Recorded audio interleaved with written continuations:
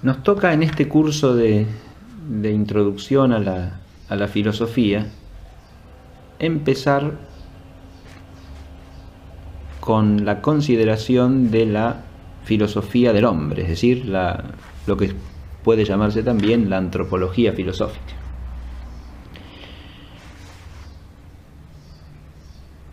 Me parece que lo primero que conviene hacer es plantear la problemática de la ubicación de la filosofía del hombre en el conjunto de la filosofía y al mismo tiempo en la tradición de la filosofía, porque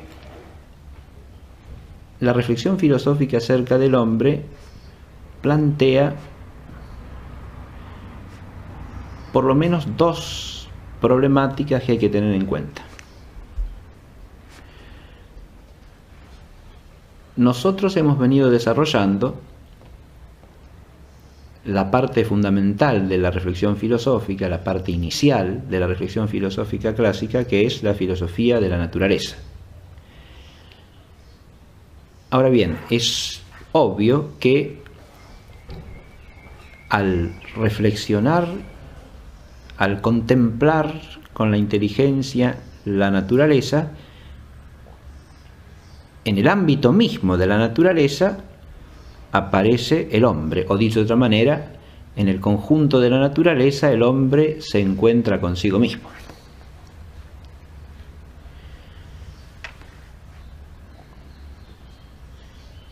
Es evidente, por tanto, que la filosofía del hombre es, en alguna medida, una continuación, incluso podríamos decir una continuidad de la filosofía de la naturaleza. Esto es importante reflexionarlo de entrada, porque esto significa que el hombre se encuentra a sí mismo como algo dado para sí mismo. El hombre experimenta y a partir de esa experiencia puede entender que él es una cierta naturaleza.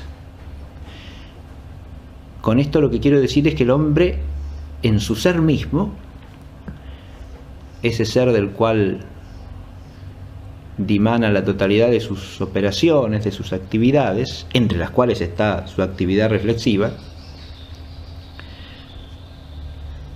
en su ser mismo, insisto, es parte de esa realidad que para el hombre está dada. No es un fruto de su actividad, es un ente natural, es algo de la physis.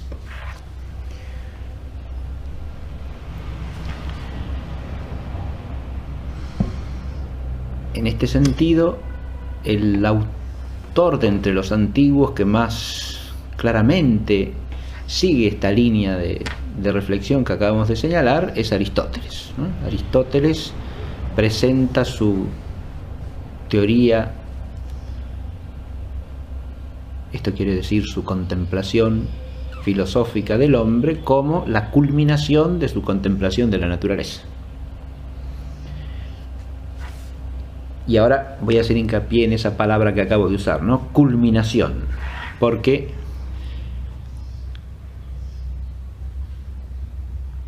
en Aristóteles parece claro que hay una continuidad entre la reflexión sobre la totalidad de la naturaleza, que a su vez se transforma en reflexión sobre la vida en la naturaleza, y la reflexión sobre el hombre como viviente que es parte de la naturaleza en su conjunto.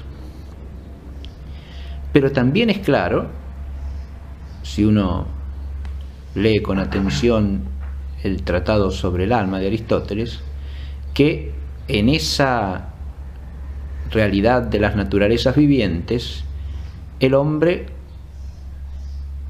ocupa un lugar, primero que nada, culminante por la dignidad superior de su naturaleza, y que al mismo tiempo genera una cierta discontinuidad, y esto el propio Aristóteles lo manifiesta a las claras, porque al toparse con la actividad de la inteligencia y de la voluntad racional, se ve llevado a la consideración de un orden de realidad que esencialmente trasciende la corporeidad.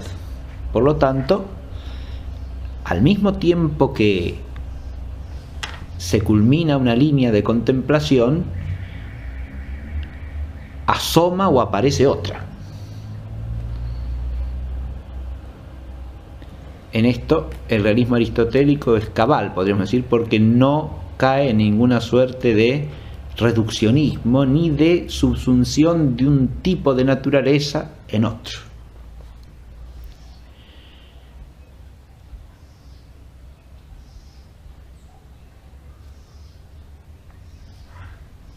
Por otra parte,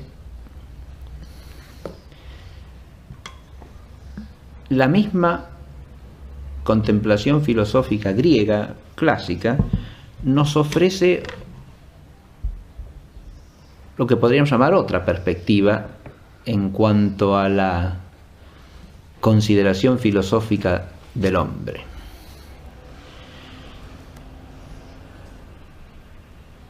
Si uno se instala en los diálogos de Platón,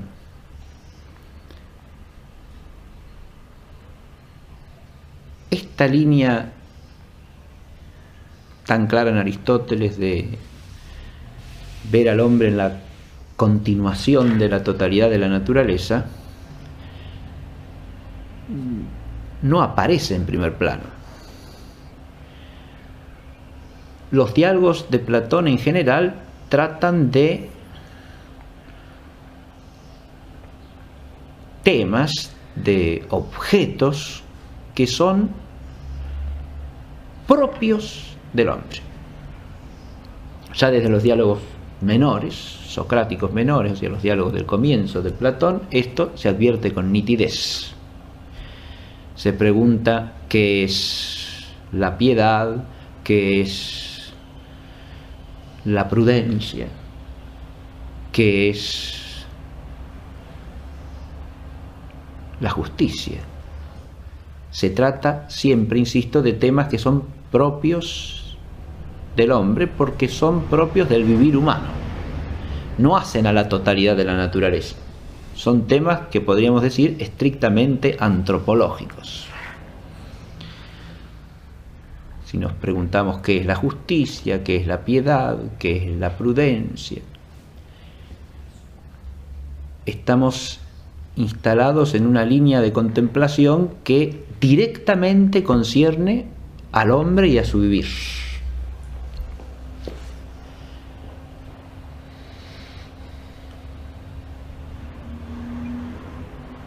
Ahora, ¿esto quiere decir que estamos dejando de lado la inserción del hombre en la totalidad de la naturaleza? Ciertamente que no. Si uno lee a Platón completo puede advertir que no es así. Pero sí que hay una vía de acceso distinta, podríamos decir, al conjunto de la filosofía. Porque en Platón hay una iniciación al filosofar por la consideración de cuestiones que son propias del vivir humano, no cuestiones que hacen a la totalidad de la realidad, pero advirtiendo al mismo tiempo, y acá de nuevo la perspectiva realista o el realismo cabal de la filosofía griega clásica en sus grandes autores aparece con nitidez, advirtiendo que ese hombre que se pregunta por la justicia, que se pregunta por la prudencia, que se pregunta por la belleza, que se pregunta por aspectos fundamentales del vivir moral humano,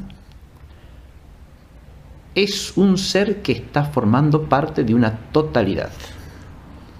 Esto también en Platón es claro. El hombre no está nunca desarraigado de la totalidad del conjunto de la realidad del que forma parte. Y por lo tanto, aún en este acceso, se ve con claridad que ese vivir humano depende del ser del hombre y presupone el ser del hombre. Si uno lee el Fedón, uno ya se encuentra con una problemática que es estrictamente filosófico-natural, ¿no?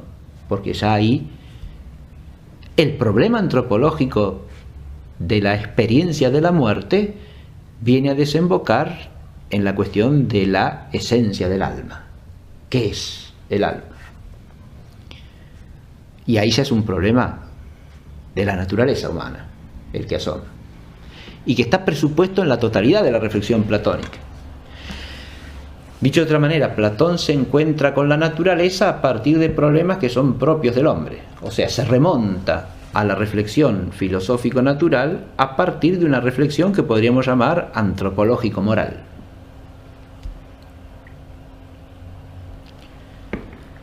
Esta misma dualidad de enfoques la encontramos en la filosofía asumida por la tradición romana, ¿no? El enfoque desde la naturaleza, podríamos decir, es el que aparece en Lucrecio. El enfoque desde la problemática moral y jurídico-moral y jurídico-política es el que aparece en Cicerón. Y podemos decir que estas dos perspectivas se complementan históricamente siempre, en todo el desarrollo histórico de la filosofía.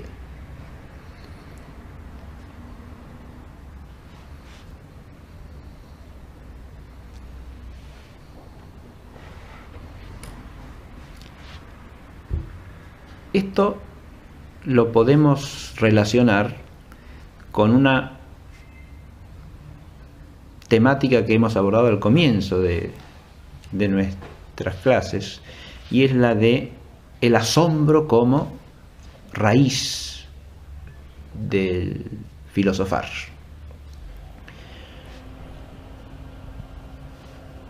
Porque ese asombro que es raíz del filosofar es algo que el hombre puede experimentar, por un lado, en la contemplación de la totalidad de la physis como cosmos, pero también es algo que puede experimentar a partir de la contemplación de la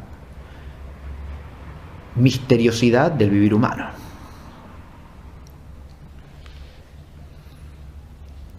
Esta es una reflexión que ya hemos introducido en su momento.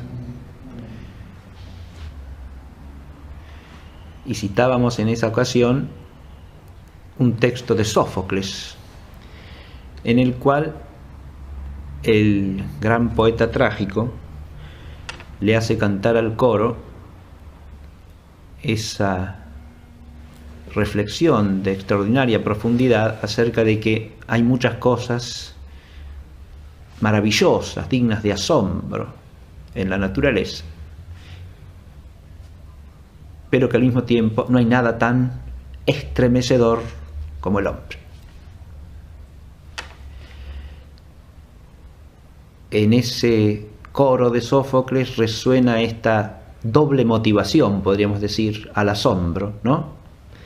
Del hombre que se topa con una realidad que en su totalidad aparece ordenada antes de que él intervenga, pero al mismo tiempo se topa con su propia realidad vital que presupone una naturaleza que es en sí misma, o considerada de por sí, no menos asombrosa que la totalidad del cosmos de la naturaleza. Y en esto podemos encontrar, al mismo tiempo que una doble vía de acceso al filosofar, tanto desde el punto de vista histórico como desde el punto de vista pedagógico,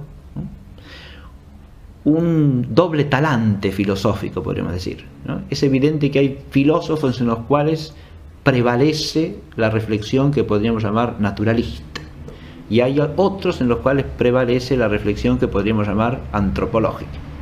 Y eso hace a la integridad, me parece a mí, de la contemplación filosófica, ¿no? Que siempre y cuando una de estas cosas no suprima a la otra. Si la reflexión cósmica, por decirlo así, ¿no?, suprime la originalidad, la supremacía y la irreductibilidad esencial del hombre a la totalidad de la naturaleza corpórea, caemos en un reduccionismo naturalista y en el fondo materialista. Y por otro lado, si la reflexión centrada en la problemática humana no llega al trasfondo del ser mismo del hombre, que a su vez es parte de una realidad total que lo incluye, podemos caer en una especie de reduccionismo antropocéntrico e incluso a un reduccionismo que podríamos llamar activista, que suprime la relación de la actividad con el ser del cual esa actividad es una operación.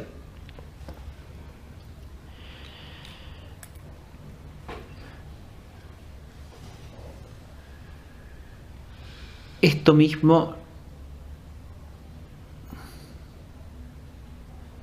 nos puede servir incluso para reenfocar algunas problemáticas históricas posteriores, ¿no?, dentro de la tradición de la filosofía, porque uno podría ver, por ejemplo, el pensamiento cartesiano desde este enfoque que acabo de hacer, ¿no?, como un modo de filosofar que se inicia por lo antropológico, precisamente, ¿no?, reflexionando sobre algo que es del hombre, el conocimiento humano, como en parte lo hace también San Agustín, porque San Agustín entra en el filosofar a través de la problemática del conocimiento intelectual humano, de su posibilidad y de su verdad, ¿no?, de manera tal que en ese aspecto no habría ruptura alguna, siempre y cuando eso sea el inicio a partir del cual se remontase a una naturaleza que en su totalidad tiene un orden y que es. Y eso en Descartes también se da, de manera tal que no cae tampoco en el reduccionismo actualista que hiciese de la naturaleza algo dependiente del conocimiento humano, como si sucede en el idealismo. De manera que esto que estoy aplicando al caso de Descartes se puede aplicar a muchos otros autores, ¿no? Podríamos plantear, por ejemplo, también el caso del pensamiento filosófico existencial en Kierkegaard, que es claramente antropológico también. Empieza desde la problemática del existir humano, del hombre como existente, el único existente en sentido propio, porque es el que tiene conciencia de su existencia y se confronta con el existir, como un dato que está ante su vista, ante su mirada. Pero en el caso de Kierkegaard, lo que no aparece claro es que llegue a insertar esa reflexión o a conectarla con una reflexión filosófico-natural general en virtud del nominalismo que está en la base de su pensamiento. Ahí ya sí se podría plantear el problema de si alcanza esa entrada a conectar con la otra, que es lo que tiene que pasar, en mi opinión, para que haya una antropología integral y sana, sin caer en un reduccionismo o en el otro. Y al mencionar a Kierkegaard ya entro en la otra problemática a la que había aludido, ¿no?, que está estrechamente relacionada con esta primera que estoy presentando, y es la de dos tipos de antropología que tienen que ver con los modos en que el hombre se conoce a sí mismo, ¿no? El hombre se puede conocer a sí mismo como cualquier otro objeto que le esté dado en la realidad, y de hecho se conoce a sí mismo de esta manera.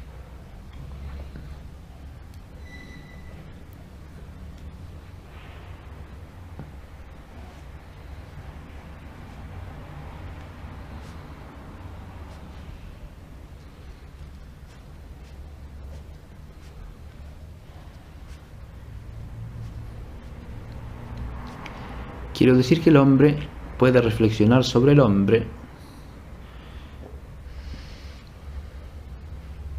como poniendo entre paréntesis su propia condición de hombre.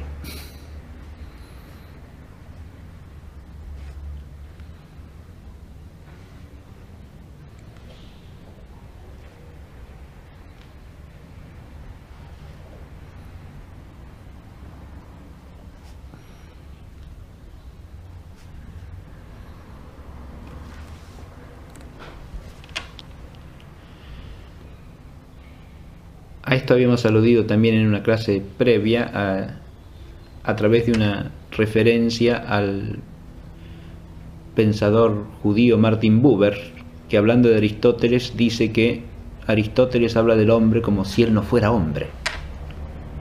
Pero esta manera dramática de expresarlo está apuntando hacia esto mismo que acabamos de decir, ¿no? El hombre puede considerarse a sí mismo al modo según el cual considera cualquier otra realidad que está dada a su reflexión a partir de la experiencia de la realidad. Pero al decir esto ya aparece otra cosa. Como cualquier otra realidad que está dada a su reflexión a partir de la experiencia. Advertimos que siempre la reflexión de la inteligencia arranca de la experiencia. Pero es esa experiencia la que acá no nos deja reducir la reflexión filosófica acerca del hombre a esta mirada de la que estábamos hablando. Porque la experiencia que el hombre tiene de sí mismo no es como la que tiene de cualquier otra realidad.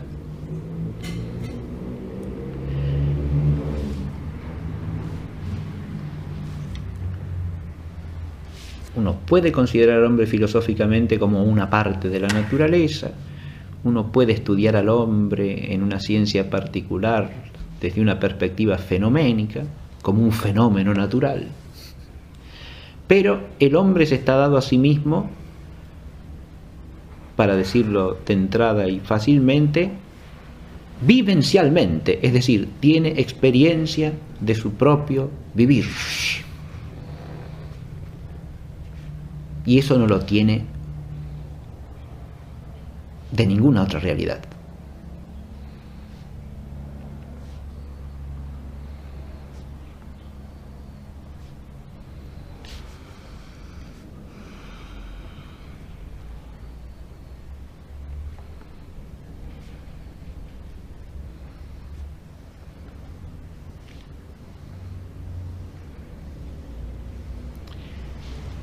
Tan cierto y evidente que el hombre puede conocerse como un objeto, es que el hombre no puede conocerse meramente como un objeto más, porque se conoce a sí mismo a través de una reflexividad que solamente puede recaer sobre sí mismo.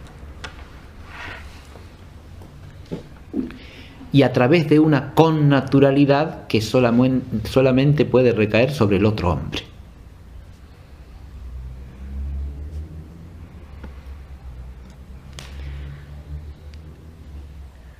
Adviértase que estos dos modos de conocimiento que acabo de mencionar, el conocimiento reflejo en que la inteligencia se vuelve sobre sí misma, y al volverse sobre sí misma se vuelve sobre la totalidad del vivir humano, del que es parte. Esta reflexividad por la cual el sujeto que conoce se vuelve sobre su propio ser y sobre su propia subjetividad y se hace objeto de segunda intención. Eso es algo que solamente cabe respecto del propio hombre. No cabe de ninguna otra realidad más. Y esa connaturalidad que acabo de mencionar, lo mismo, porque el conocer por connaturalidad implica comunión de naturaleza. Y por lo tanto, lo que el hombre puede conocer por connaturalidad no puede salir de la esfera de lo humano. Es decir, es siempre otro hombre. Y estos modos de conocimiento el hombre no los puede tener más que del hombre. Y hasta tal punto que se introducen, se cuelan, por decir, se filtran espontáneamente, aún en una perspectiva objetiva. Porque uno puede preguntarse, por ejemplo, cuando Aristóteles habla de la actividad de la inteligencia, ¿habla de la actividad de inteligencia solamente como si la conociera a través de las palabras que les oye decir a otros? ¿O su modo de hablar acerca de las potencias de entender y de querer racional suponen la experiencia que él tiene de eso mismo? Y yo me inclinaría más bien a considerar lo segundo, porque si no estaría siendo infiel a su propio principio filosófico de que la inteligencia tiene que partir de la experiencia, ¿no? Estaría reduciendo su propia experiencia del humano a cierta parte de su experiencia del humano, no estaría partiendo de la integridad de su experiencia.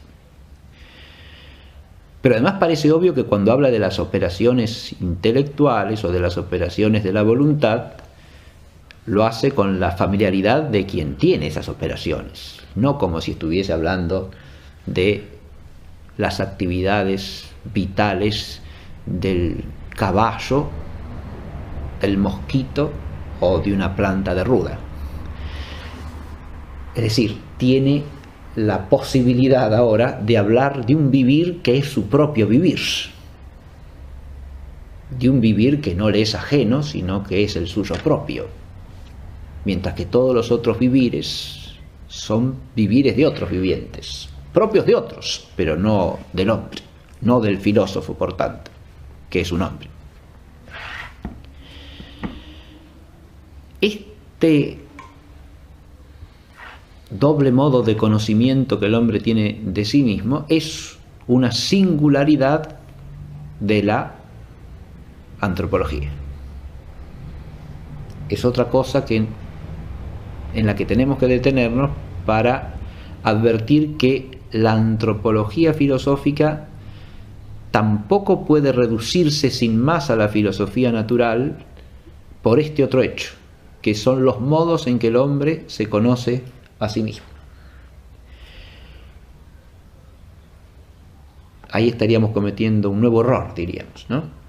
No solo hay el hecho de experiencia reflexiva de que el asombro filosófico puede arrancar tanto de la contemplación del orden del todo, cuanto de la contemplación del orden y de la misteriosidad, que incluye también cierto desorden de la propia realidad humana, sino que también cuando el hombre se vuelve ya en el reflexionar filosófico hacia el hombre, se topa con una realidad que conoce de modo distinto a como conoce cualquier otra realidad. Aquí tenemos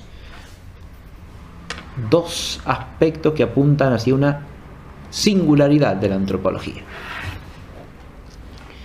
hacia una, podríamos decir, trascendencia de la antropología respecto del resto de la filosofía natural, que no lleva a desarraigar a la filosofía del hombre de la filosofía natural. No, porque parte de esa experiencia que el hombre tiene de sí mismo es la experiencia que tiene de sí mismo como parte de un todo que lo incluye, aunque no lo incluya adecuadamente, es decir, total y absolutamente. Porque ahí hay otro aspecto de la experiencia entendida en sentido amplio, experiencia que incluye la reflexividad de la conciencia. Así como el hombre tiene la posibilidad de captar la evidencia de que él es parte de un todo que lo abarca, como una naturaleza entre otras naturalezas y junto a otras naturalezas. Ese es un dato de la realidad natural para el hombre. También es evidente para el hombre que él desde su reflexión intelectual puede abarcar y trascender al todo de la naturaleza y que en ese sentido le es superior. En el mismo momento en que el hombre vuelve reflexivamente sobre el acto por el cual contempla la totalidad como una unidad y descubre la totalidad y descubre el orden de la totalidad, advierte que él de alguna manera está como fuera de esa totalidad, porque es alguien que puede cobrar conciencia de esa totalidad. Y en eso trasciende a la naturaleza que les da. Su misma naturaleza, por lo tanto, forma parte de un todo al que como naturaleza y ese ser naturaleza se manifiesta en sus operaciones, al que por su naturaleza de alguna manera trasciende. Con esto lo que estamos poniendo es el marco para la reflexión antropológica, ¿sí? La entrada en la antropología filosófica. Esos dos modos de conocimiento de los que hablábamos pueden expresarse y realizarse a través de dos aspectos, podemos decir, dos dimensiones de la antropología filosófica, que son las que podríamos llamar la antropología filosófica esencial y la antropología filosófica existencial.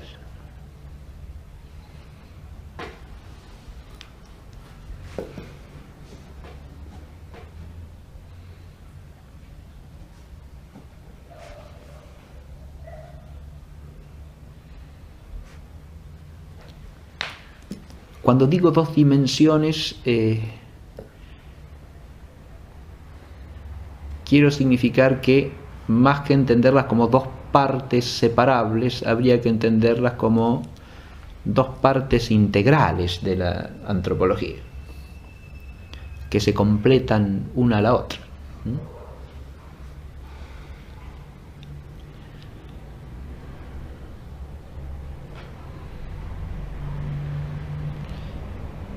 Y que solamente en la medida en que se completan recíprocamente forman una reflexión y una contemplación antropológica completa, íntegra.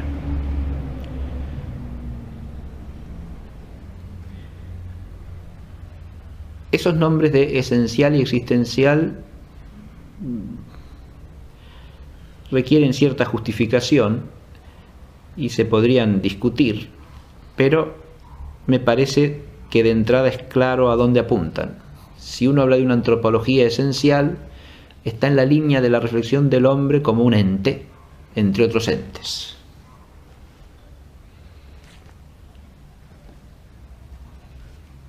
Por cuya esencia preguntamos y tratamos de inteligir, como la esencia de cualquier cosa. Esta línea es la que arraiga primariamente en la continuidad de la filosofía del hombre con la filosofía natural y visualiza al hombre como parte del cosmos.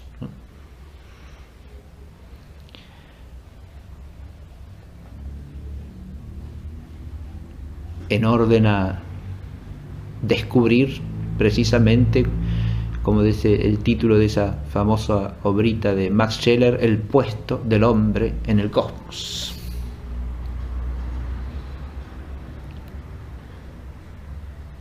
El título de ese opúsculo es muy griego, aunque no sea demasiado griego su contenido.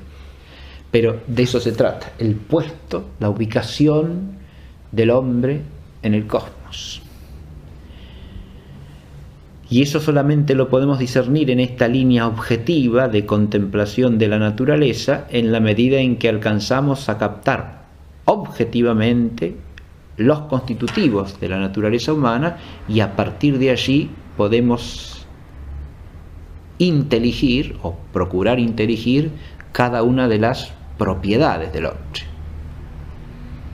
que dimanan necesaria y exclusivamente de su naturaleza.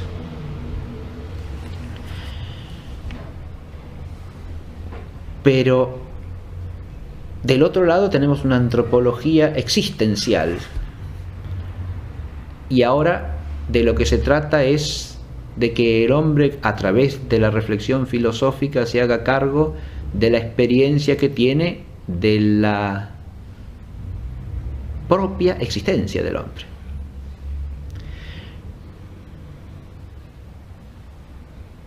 Estamos ahora en la dimensión de la antropología que arraiga en el otro costado, podríamos decir, en el hacerse cargo de esa problematicidad y misteriosidad que el hombre experimenta en su propia vida, en su propio vivir. Vivir que es el vivir de un cierto ser. Acá es donde tenemos que advertir que estas dos dimensiones no se pueden separar la una de la otra. Más aún, lejos de anularse, estas dos dimensiones, como dije, se complementan dinámicamente y se enriquecen mutuamente, porque a través de la dimensión de la experiencia del propio vivir, podríamos llamarla también vivencial si se quiere, pero prefiero la denominación existencial porque hace alusión al ser, y al hacer alusión al ser me lleva como la otra al plano de la inteligencia metafísica, que es la que tiene que estar en la raíz, o mejor dicho, en el fondo de la una y de la otra, y es la que evita que caigamos en cualquier clase de reduccionismo, porque el existir es el existir de una esencia siempre, y una esencia que no existe es una esencia puramente posible a su vez, ¿no? Pero el hombre, al considerarse a sí mismo como existente, no puede dejar de hacerse cargo de la experiencia que tiene de lo que significa el vivir humanamente. Y acá es donde viene la dimensión experimental y vivencial de la filosofía existencial.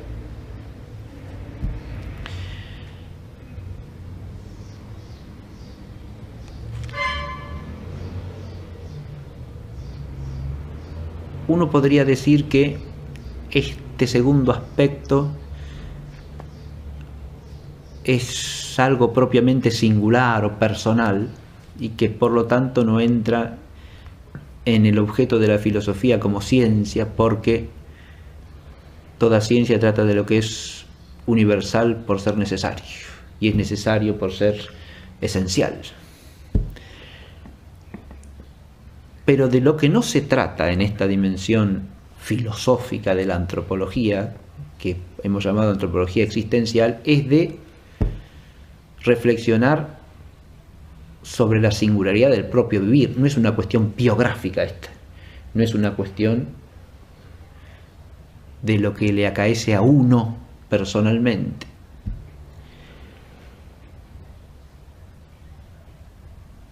Porque acá es donde hay que advertir que la reflexividad de la conciencia humana, si bien nos lleva al conocimiento de la propia subjetividad de cada quien, por connaturalidad es algo que nos lleva al conocimiento de la subjetividad humana en general, es decir, con universalidad. Dicho de manera, formamos también nociones, conceptos, a partir de la experiencia de la propia subjetividad. Y estas nociones o conceptos, como conceptos abstractos que son, los que forma la inteligencia humana, tienen un alcance universal. Cuando yo hablo de conciencia en sentido psicológico, no hablo solamente de mi propia conciencia, aunque mi propia conciencia sea el único objeto singular y concreto que yo puedo captar por reflexión intelectual. Pero mi concepto de conciencia no alcanza solo a mi conciencia.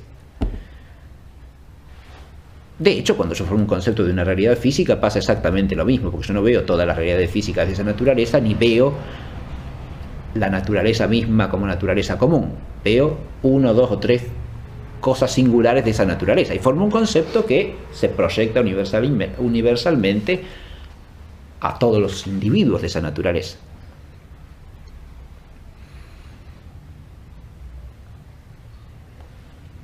Con lo cual esta objeción queda básicamente contestada, ¿no? Ya tanto por la formación de conceptos que tienen que ver con lo que podríamos llamar la interioridad humana, como por la proyección de la propia experiencia por connaturalidad al vivir del hombre en general. De manera que en filosofía no vamos a tratar obviamente de la experiencia personal de cada quien, sino de aquellas constantes que pueden captarse como algo universal en el existir humano.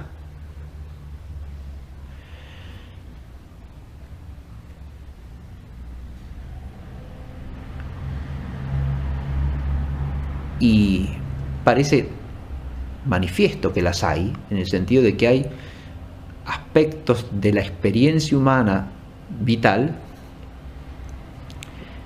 que han dado que pensar y que han dado que hacer a lo largo de toda la historia humana, a toda sociedad y a toda civilización.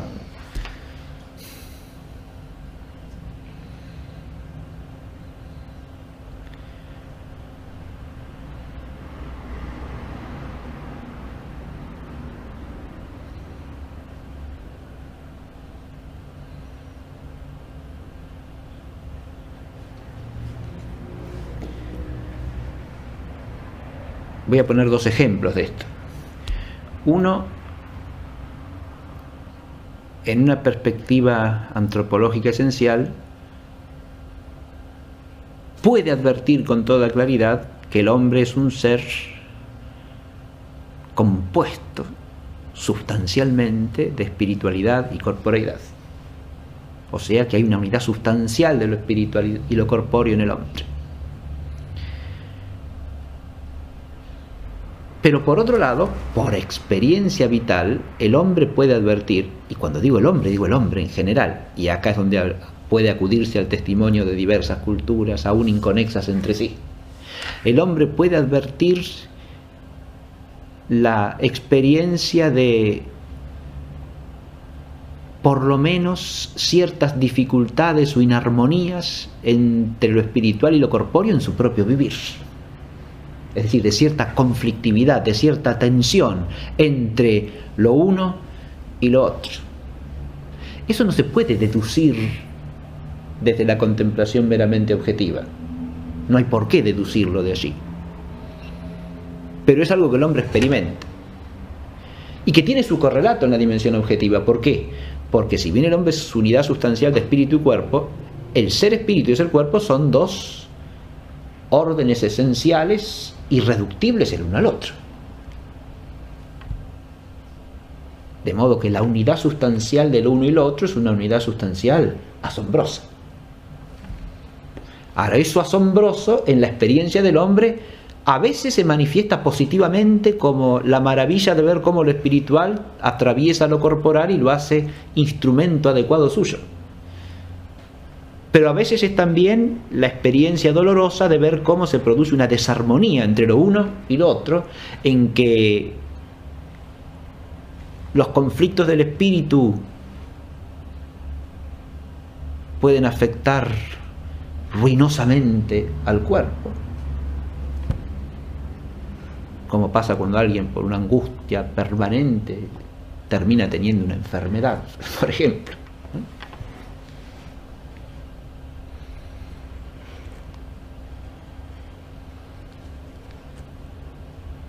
O cuando el cuerpo parece resistirse o no ser suficientemente dócil a las exigencias del espíritu, ya sean de la inteligencia, ya sea de la voluntad.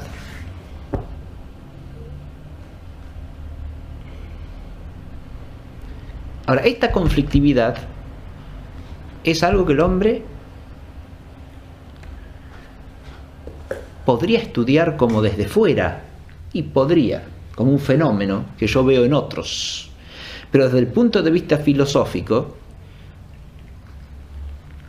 lo que estamos diciendo es que el filósofo tiene que hacerse cargo de esta conflictividad como un objeto de reflexión que está en el mismo plano que la reflexión sobre la propia esencia del hombre. Es decir, es hacerse cargo junto con la naturaleza del hombre de lo que podríamos llamar la condición humana y su problemática.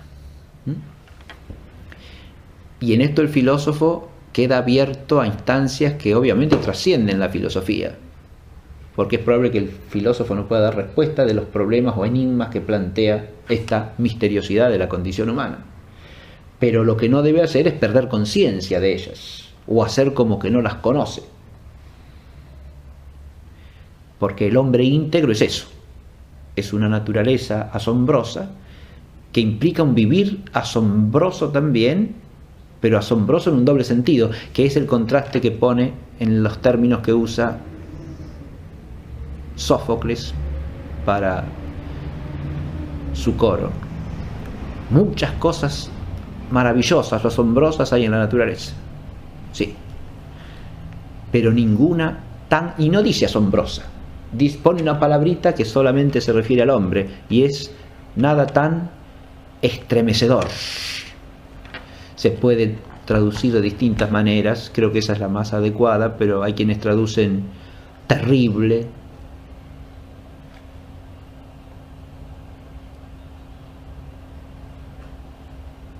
impresionante, pasmoso. El término griego es deinos y tiene incluye la doble idea de lo que al mismo tiempo fascina y asombra y causa temor o espanto. Y esta dualidad solamente se encuentra ante la realidad del hombre, no ante el orden general de la naturaleza. Eso asombra, maravilla, sin más. El hombre maravilla, pero al mismo tiempo estremece. Y si nosotros conservamos este doble registro de la antropología que hemos llamado de esencial y existencial, nos estamos haciendo cargo de un modo realista de esta complejidad mayor que tiene el hombre aún como objeto de contemplación filosófica.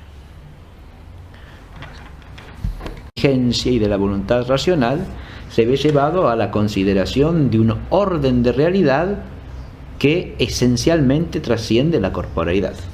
Por lo tanto, al mismo tiempo que se culmina una línea de contemplación,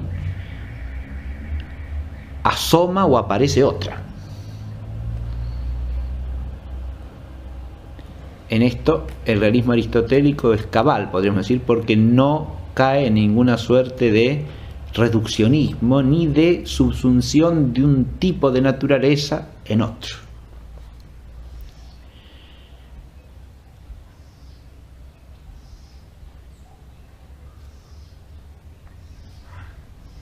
Por otra parte, la misma contemplación filosófica griega clásica nos ofrece lo que podríamos llamar otra perspectiva en cuanto a la consideración filosófica del hombre.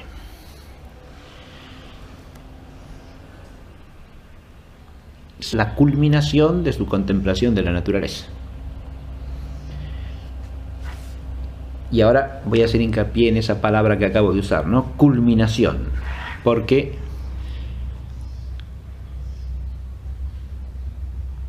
en Aristóteles parece claro que hay una continuidad entre la reflexión sobre la totalidad de la naturaleza, que a su vez se transforma en reflexión sobre la vida en la naturaleza, y la reflexión sobre el hombre como viviente que es parte de la naturaleza en su conjunto.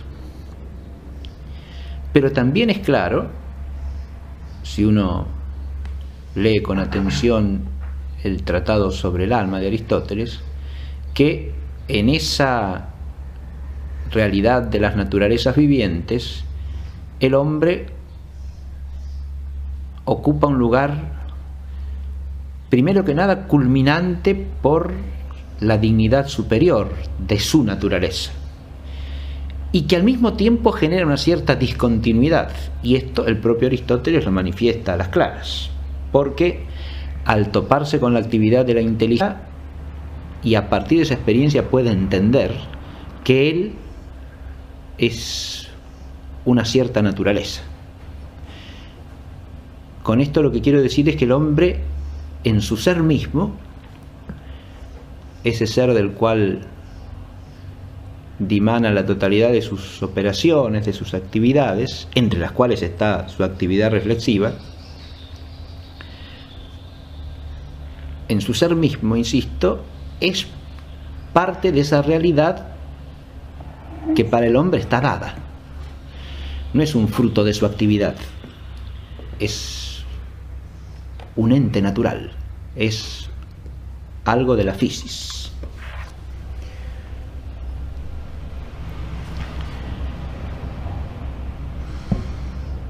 En este sentido, el autor de entre los antiguos que más claramente sigue esta línea de reflexión que acabamos de señalar es Aristóteles, ¿no? Aristóteles presenta su teoría,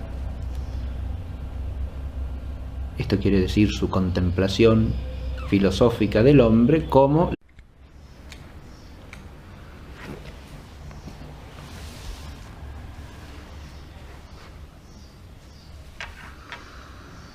nos toca en este curso de introducción a la filosofía empezar con la consideración de la filosofía del hombre, es decir, lo que puede llamarse también la antropología filosófica.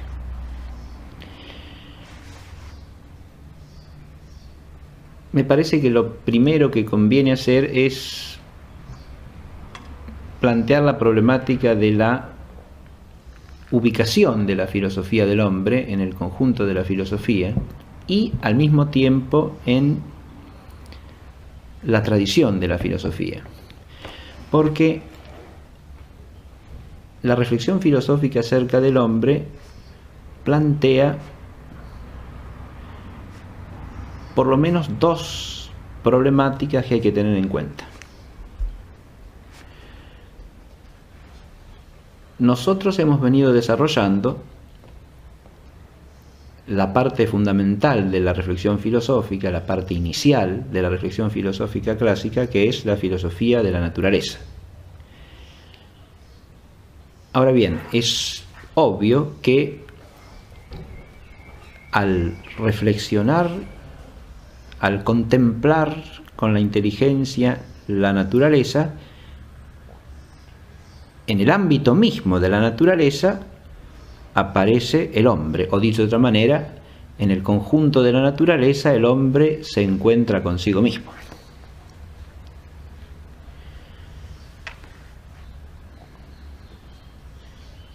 Es evidente, por tanto, que la filosofía del hombre es, en alguna medida, una continuación,